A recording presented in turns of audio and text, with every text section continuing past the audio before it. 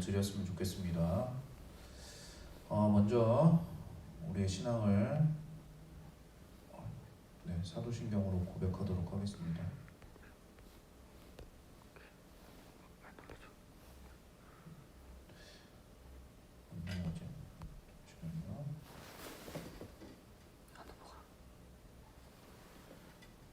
사도신경으로 고백하도록 하겠습니다. 나는 전능하신 아버지 하나님 천지의 창조주를 믿습니다. 나는 그의 유일하신 아들 우리 주 예수 그리스도를 믿습니다. 그는 성령이 잉태되어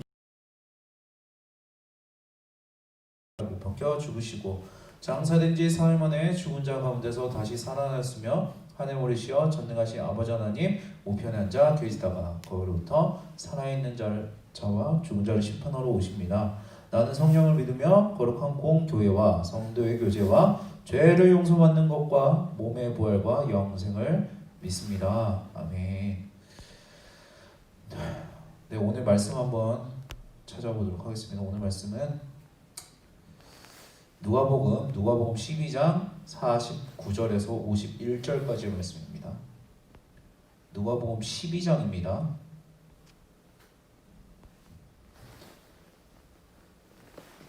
누가복음 12장 49에서 51절까지 오겠습니다.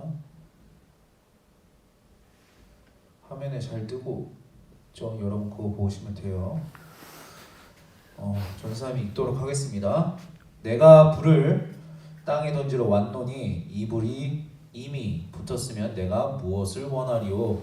나는 받을 세례가 있으니 그것이 이루어지기까지 나의 답답함이 어떠하겠느냐? 내가 세상에 화평을 주러 온 줄로 아느냐? 내가 너에게 이르노니 아니라 도리어 분쟁하게 하려 함이로다. 아멘. 네, 오늘 설교의 제목은 불신자와 그리스도인입니다. 불신자와 그리스도인이 어떻게 다르고 왜 합할 수 없는지, 융합될 수 없는지, 그러면 우리가 불신자를 어떻게 대해야 되는지, 그리고 불신자는 결국에 어떻게 되는지 우리가 함께 알아보도록 하겠습니다. 이 세상에서 나랑 100% 일치하는 사람은 아무도 없을 것입니다. 아무리 친한 사이라고 해도 차이점 다 있습니다. 친한 친구 사이에도 연인 간에도 가족 간에도 마찬가지입니다. 심지어 쌍둥이조차도 완전히 똑같지가 않습니다. 바다를 좋아하는 사람이 있는가 하면은 산을 좋아하는 사람도 있습니다. 또 집안에서 한 발짝도 나가지 않는 걸 좋아하는 사람이 있는가 하면 한시라도 가만히 있지 못하고 눈이 오나 비가 오나 기어코 밖에 나가서 놀아야지 직성이 풀리는 사람도 있습니다. 이처럼 사람들은 저마다 다른 개성을 가지고 있기 때문에 나와 완벽하게 일치하는 사람을 만나는 건 사실상 불가능합니다. 그럼에도 불구하고 우리는 나와 다른 사람과 제법 잘 어울려서 지냅니다. 왜냐하면 비록 차이점은 있지만 그 차이라고 하는 것이 상당 부분 내가 수용 가능한 범위 내에 발생하기 때문입니다. 뒤집어 말하면 서로 간의 차이점이 수용 가능한 범위를 벗어나게 되면 물과 기름처럼 도저히 섞일 수 없게 됩니다. 그러니까 서로 차이점이라고 해서 다 같은 것이 아닙니다. 차이도 차이 나름인 것입니다. 차이점은 크게 두 종류로 나눌 수 있는데 하나는 융화 가능한 섞일 수 있는 차이점이고 또 하나는 그냥 상극입니다. 섞일 수가 없습니다. 상극이 뭐냐면 둘 사이에서 서로 마음이 맞지 않아서 항상 충돌하는 것을 말합니다. 예를 들어서 나는 코미디 영화를 좋아하는데 친구는 공포 영화를 좋아한다면 이거는 융화 가능한 차이점입니다. 왜냐하면 둘 다 영화를 좋아한다는 공통점이 있기 때문입니다. 그래서 서로 선호하는 장르는 다르지만 이번에는 코미디 영화를 봤다면 다음에는 공포 영화를 보는 식으로 충분히 이렇게 융화될 수 있습니다. 화합할 수 있습니다. 하지만 나는 코미디 영화를 좋아하는데 친구는 영화 같은 거 뭐하러 보느냐? 영화 보는 것만큼 시간 낭비한 것도 또 없다. 이렇게 나오면 이건 상극입니다. 도저히 어울릴 수가 없습니다. 융화 가능한 차이점은 비본질적인 차이고 상극은 본질적인 차이라고 할 수 있습니다. 비본질적인 것은 다를 때에는 서로 적당히 타협하고 양보하면서 얼마든지 융합될 수 있습니다. 융화할 수 있습니다. 하지만 본질적으로 다르면 한쪽의 본질을 바꾸지 않는 이상 결코 융화되지 못합니다. 섞이지 못합니다. 그런데 본질이라고 하는 것이 그렇게 쉽게 바뀌는 것도 아니거니와 혹 바꾼다 하더라도 본질을 바꿔서 융화한다면 그 순간부터는 다른 두 본질 간의 융화가 아니라 결국 같은 본질 간의 융화에 불과합니다. 아무튼 서로 융화될 수 없는 본질적인 차이점 중에 가장 대표적인 것이 바로 신앙 혹은 종교입니다. 예수님을 믿는 사람과 믿지 않는 사람은 본질적으로 다릅니다. 왜냐하면 삶의 원리 자체가 다르기 때문입니다. 로마서 14장 8절은 말합니다. 우리가 살아도 주를 위해 살고 죽어도 주를 위해 죽나니 그러므로 사나 죽으나 우리는 주의 것이로다. 예수 믿는 사람은 예수님을 위해서 살아갑니다. 적어도 그렇게 살고자 하는 의지라도 있고 하다못해 그렇게 살아야 된다는 인식 정도는 가지고 살아갑니다. 이게 없거나 여기에 동의하지 않는다면 예수님을 믿는다고 할 수 없습니다. 하지만 불신자는 이런 것이 전혀 없다는 것입니다. 시편 14편 1절은 말합니다. 어리석은 자는 그의 마음에 이르기를 하나님이 없다 하는도다. 그리스도인은 예수님을 위해서 살아가고 불신자는 하나님이 없다고 생각합니다. 이 얼마나 큰 차이입니까? 그래서 신자와 불신자, 그리스도인과 불신자는 비본질적인 차원에서는 융화될 수 있지만 본질적인 차원, 다르게 표현하면 영적인 차원에서 도저히 융화될 수가 없습니다. 서로 영이 다르기 때문입니다. 그리스도인은 예수님의 영, 성령을 받은 사람이고 불신자는 세상의 영을 받은 사람들입니다. 고린도전서 2장 12절과 14절은 말합니다. 우리말 성경으로 전도사님이 쉽게 말하도록 하겠습니다. 우리는 세상의 영을 받지 않고 하나님께로부터 온 영을 받았습니다. 이것은 하나님께서 우리에게 주신 은혜의 선물들을 깨달아 알게 하시려는 것입니다. 육에 속한 사람은 하나님의 영적인 일들을 받아들이지 않습니다. 그에게는 이런 것들이 어리석고 이해할 수 없는 일들입니다. 이런 일들은 영적으로만 분별되기 때문입니다. 단적인 예로 예수 믿는 사람은 주일에 무조건 교회 가야 된다고 하고 불신자는 다른 데 다 가도 교회는 절대 안 가겠다고 말합니다. 이러니 어떻게 융화될 수 있을까요? 화합할 수 있을까요? 이건 마치 호랑이와 토끼가 친구가 될 수 없는 것과 같습니다. 그래서 예수님은 당신이 세상에 오신 이유가 불을 지르기 위해 오셨다고 말씀하셨습니다. 누가복음 12장 49절 말씀입니다. 내가 불을 땅에 던지러 왔노니 이 불이 이미 붙었으면 내가 무엇을 원하리요? 불이 붙으면 타는 것과 타지 않는 것으로 나뉘게 됩니다. 이 둘은 완전히 다른 성질입니다. 너무나 당연한 말이지만 타는 것은 타지 않을 수가 없고 타지 않는 것은 탈 수가 없습니다. 이렇게 서로 성질이 다른 것은 융화될 수가 없습니다. 이것은 지금까지 말해왔던 것처럼 예수 믿는 사람과 믿지 않는 자의 사이에 철저한 차별성을 의미합니다. 그리스도인과 불신자는 본질적으로 다르기 때문에 하나가 될 수가 없습니다. 곧 이어서 예수님은 이 사실을 강조하기 위해서 좀 더 극단적인 표현을 하십니다. 누가복음 12장 51절부터 53절까지 말씀입니다. 내가 세상에 화평을 주러 온 줄 아느냐? 내가 너에게 이르노니 아니라 도리어 분쟁하게 하려 함이로라. 이후부터 한 집에 5사람이 있어 분쟁하되 셋이 둘과 둘이 셋과 하리니 아버지가 아들과 아들이 아버지와 어머니가 딸과 딸이 어머니와 시어머니가 며느리와 며느리가 시어머니와 분쟁하리라 하시니라. 예수님은 당신이 화평을 주러 오신 것이 아니라 분쟁하려 왔다고 말씀하셨습니다. 제 아무리 인간적으로 친한 사이라고 하더라도 예수님을 믿는 사람과 믿지 않는 사람은 신앙 문제에 있어서는 거기서만큼은 결코 융화될 수 없다는 뜻입니다. 가장 극단적인 예로 가족이라고 할 수 있습니다. 부부 간에도, 부모 자식 간에도, 형제지간에도 믿지 않는 자와 믿는 자는 불에 타지 않는 것과 타지 않는 것처럼 본질적으로 완전히 다르기 때문에 융화되지 못합니다. 화합될 수가 없습니다. 실제로 신앙 때문에 가족 간의 갈등을 발생하는 경우가 상당히 많습니다. 사실 신앙 때문에 가족이 화평하지 못하고 분쟁하는 건 너무나도 안타까운 일입니다. 그래서 어떤 사람들은 이렇게 말하기도 합니다. 신앙 종교 때문에 가족 간의 얼굴 붉히는 것이 말이 되냐? 이렇게 집안에 분란이 일으켜면서까지 신앙생활하는 것이 무슨 의미가 있냐? 그러지 말고 너가 양보 좀 해라. 그냥 신앙을 좀 버려. 그냥 교회 가지 마. 단순히 분쟁을 멈추기 위해서라면 이것도 일리가 있는 말입니다. 그냥 안 가면 끝이 납니다. 나 하나만 교회 안 가고 예수님 안 믿으면 됩니다. 하지만 순전히 분쟁을 멈추려는 목적으로 불신자가 그리스도인이 되지 않는 것처럼 마찬가지로 그리스도인이 불신자가 될 수 없는 노릇입니다. 영적으로 갈등을 믿지 않는 자가 믿는 자가 되거나 믿는 자가 신앙을 저버리지 않는 이상 도무지 해결할 수가 없습니다. 이런 이유에서 신앙으로 인한 가족 간의 갈등은 정말 안타까운 일이면서 한편으로는 어쩔 수 없는 일이기도 합니다.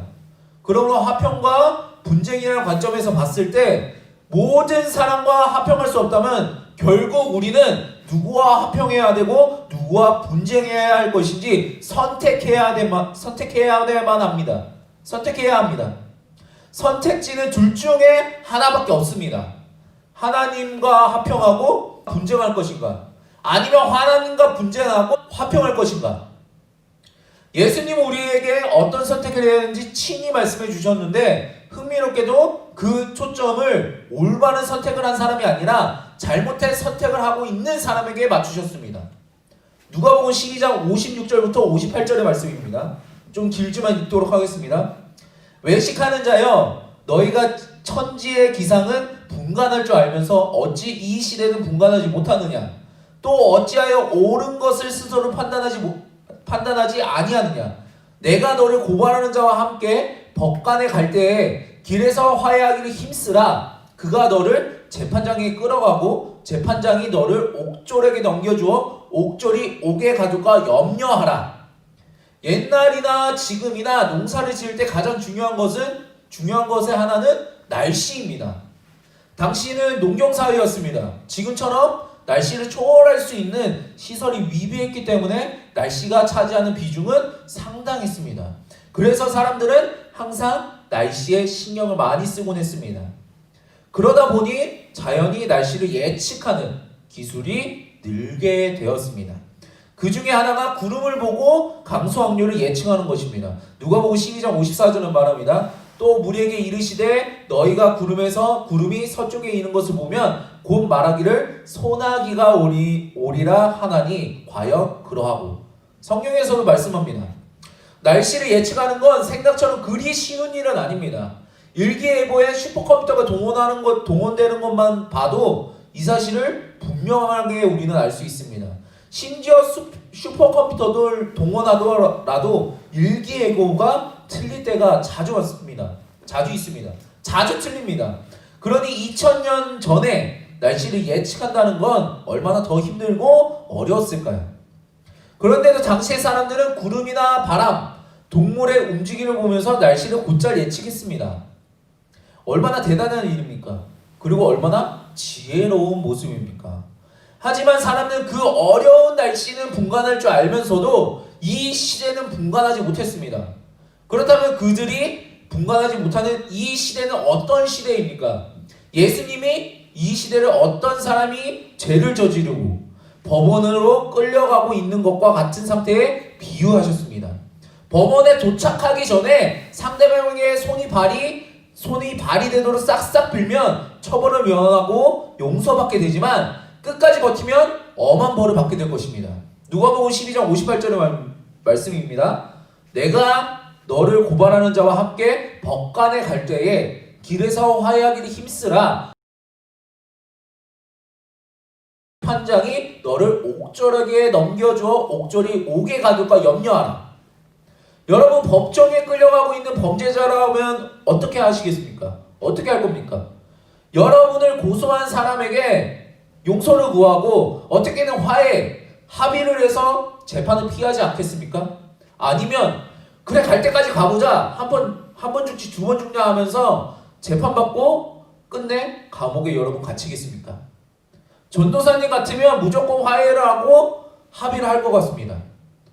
그만큼 감옥에 가기 싫은 겁니다. 여기서 재판장은 여러분 하나님을 가리키고 있는 것입니다.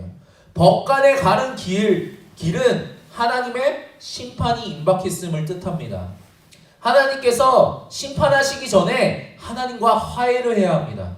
다르게 표현하자면 예수님을 믿고 구원을 받아야 한다는 것입니다. 그렇지 않으면 마침내 하나님의 심판을 받아서 옥에 갇히게 될 것입니다. 다시 화평과 분쟁의 문제로 돌아와서 그럼 우리는 누구와 화평하고 누구와 분쟁해야 될까요? 하나님과 화평하고 하나님과 분쟁하는 자들과 분쟁해야 됩니다. 그렇다고 해서 불신자들과 치고받고 싸워야 된다는 말은 아닙니다. 다만 영적인 부분에 있어서 불신자들과 융화될 수 없다는 뜻입니다. 왜냐하면 서로 전혀 다른 존재이기 때문입니다. 이제 오늘 말씀을 통해서 어떤 교훈을 얻을 수 있는지 살펴보면서 설교를 마무리 짓도록 하겠습니다.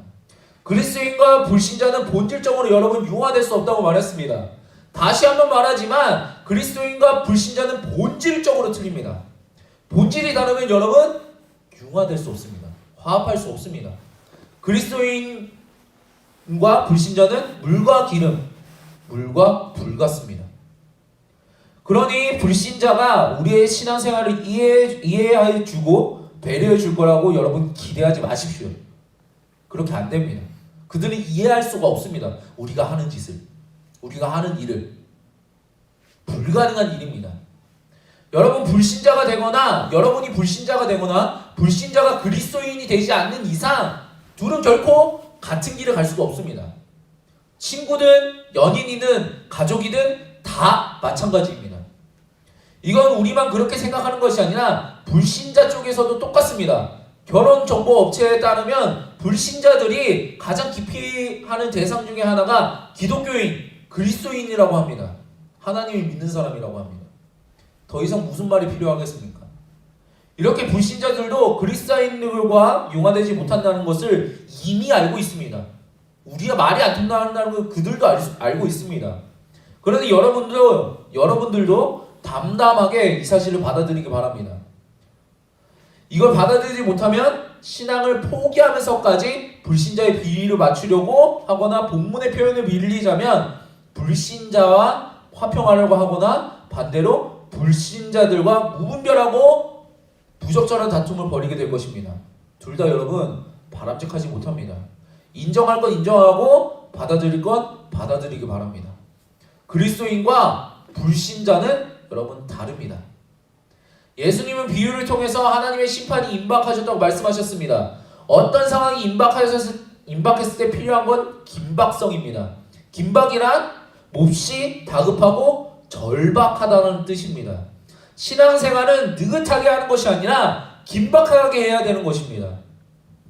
왜냐하면 우리는 언제나 하나님께서 언제 심판하실지 알지 못하기 때문입니다. 우리에게 다음에라는 것은 없습니다. 무엇이든지 지금 당장 곧바로 해야 되는 것입니다. 그렇지 않으면 기회를 놓치고 땅을 치며 후회하게 될 수도 있습니다. 고린도후서 6장 2절은 말합니다. 이르시되 내가 은혜를 베풀 때에 너에게 듣고 구원의 날에 너를 도왔다 하셨으니 보라 지금은 은혜 받을 만한 때요 보라 지금은 구원의 날이로다. 네, 오늘 말씀을 정리합니다. 예수님은 이 세상에 불을 지르셨습니다. 이 불로 인해 어떤 사람은 예수님을 향한 사랑으로 불타올랐고 어떤 사람은 예수님을 향한 증오심으로 불타오르게 되었습니다. 이 둘은 서로 완전히 다른 종류의 불이기 때문에 불이기 때문에 썩일 수가 없습니다. 다른 불 때문에 여러분의 불이 꺼지지 않길 바랍니다. 하나님은 반드시 심판하십니다. 공의의 하나님이십니다. 그날은 여러분 그리 멀지 않았습니다. 주님 다시 오실 그날까지 여러분 긴박성을 가지고 몹시 다급하고 절박하게 하나님을 향한 사랑을 더욱 뜨겁게 불태우면서 예수님을 따라가는 여러분 되기를 간절히 소망하면서 기도합니다. 지금 이 시간 전도사님이 기도하겠습니다. 하나님 감사합니다. 오늘 불신자와 그리스도인의 모습을 예수님께서 말씀하시는 걸 보면서 우리가 많은 것을 깨닫게 됩니다. 우리는 그런 착각이 있는 것 같습니다. 내가 그리스도인이기 때문에, 내가 하나님 믿는 사람이기 때문에 무조건 저 사람에게 맞춰줘야 된다. 무조건 저 사람에게 잘해줘야 된다. 그런 프레임이 있습니다. 그러나 주님, 그러나 오늘 말씀에서는 다 그 사람과 불신자와 그리스도인의 다름을 먼저 인정하라고 하십니다. 우리는 그들과 융합될 수 없습니다. 융화될 수 없습니다. 그러나 주님, 우리가 그들마저도 품을 수 있는 마음을 이 학생들에게, 그리고 오늘 예배를 드리는 자들에게 부어주시고, 그들에게 듣는 말의 상처, 그리고 그들이 행동함으로써 우리가 상처받았던 것을 주님 앞에 드립니다. 주님, 그것마저도 우리에게 위로해 주시고, 사람에게 위로받는 것이 아니라 주님 앞에 나와서 위로받을 수 있도록 주님 도와주시옵소서. 주님, 우리가 긴박성을 가지고 주님께 나아오기 원합니다. 나중에 예배 드리겠다고 말하지 않기 원합니다. 나중에 교회 가겠다고 말하지 않기 원합니다. 나중에 섬기겠다고 말하지 않기 원합니다. 주님, 우리에겐 나중이 없습니다. 지금 이 시간부터 주님을 제대로 믿기 원하오니 주님, 오늘 예배 드리는 자들에게 주님의 은혜가 있기를 간절히 소망합니다. 주님, 일주일 동안, 그리고 아니 평생 동안 주님 함께하여 주시옵소서. 감사합니다 주님. 그리고 사랑합니다. 이 모든 말씀 사랑과 자비가 충만하신 예수 그리스도의 이름으로 기도드립니다. 아멘. 네, 오늘 예배 주기도문으로 마치도록 하겠습니다. 하늘에 계신 우리 아버지의 이름을 거룩하게 하시며 아버지의 나라가 오게 하시며 아버지의 뜻이 하늘에서 같이 땅에서 이루어지게 하소서.